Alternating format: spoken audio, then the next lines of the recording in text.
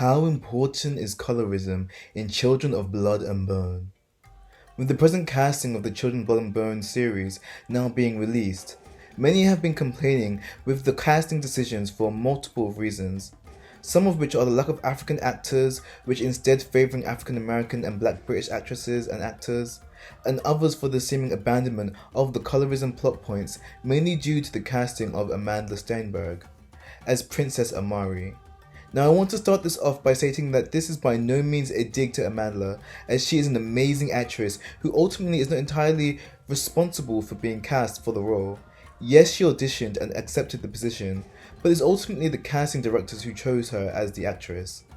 For some of you, you may be wondering why this is such a big deal.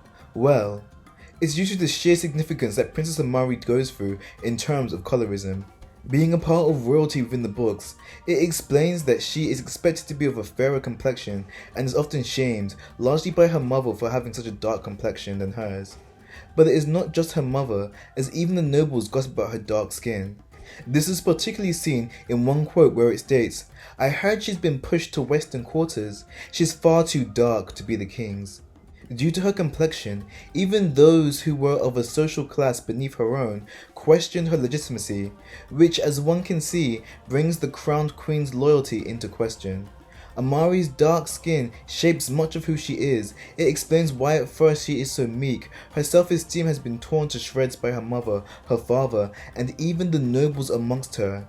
It was to the point where her mother even insinuated that she was better off bleaching her skin, as that would better reflect upon her noble status.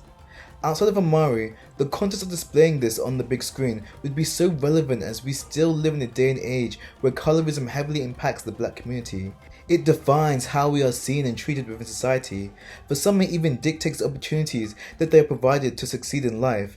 So to have a Black character like Amari, who is a princess, who becomes a queen, who is strong and powerful, who grows to be fearless and to acknowledge the true beauty that she has, could have been an amazing storyline to depict.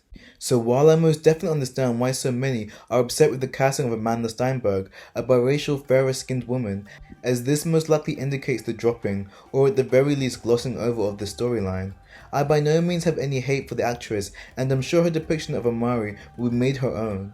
It is just sad to know what we are losing, and how good this could have been for all the dark-skinned children, but specifically girls who don't get the opportunity to see themselves on screen as princesses and queens, as delicate, as emotionally highly intelligent beings, who are at the forefront of the stories and not just some sidekick.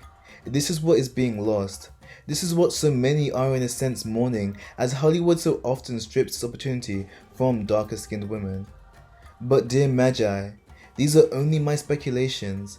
I know many of you will agree or disagree with my theories, but if you enjoyed this video, don't forget to like, share, comment, and if you were ever so kind, subscribe.